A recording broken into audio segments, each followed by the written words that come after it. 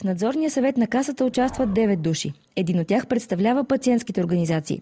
Според самите организации обаче, той не работи ефективно. Самите решения на надзорния съвет се спускат в последния момент, в пълен мрак, след което те трябва просто да гласуват абсолютно формално, тъй като 5 души от надзорния съвет, знаете, че са от квотата на държавата.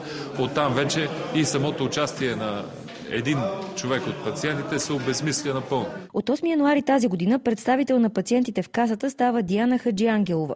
Кандидатурата е разписана от Владимир Томов, председател на Конфедерация за защита на здравето.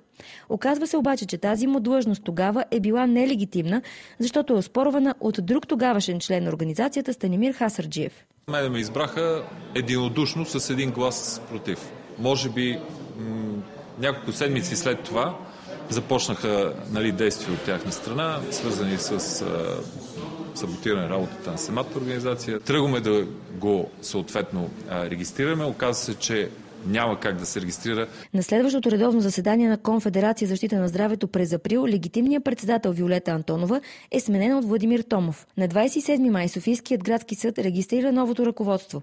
Остава обаче въпросът, валидни ли са тогава решенията на Общото събрание на пациентската организация през ноември.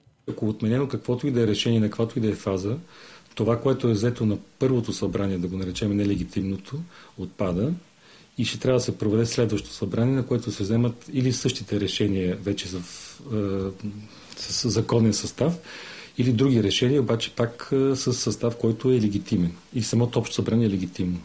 Ние сме доброволна организация, всеки от нас си изкарва хляба по някакъв друг начин, за разлика да речеме от господин Хасарджиев и госпожа Адрска, които работят само това. И това е много интересното, как така те печелят на гърба на пациентите. От какво и защо? От Здравната каса не се ангажираха с коментар, без предварително да са се запознали детайлно със случая.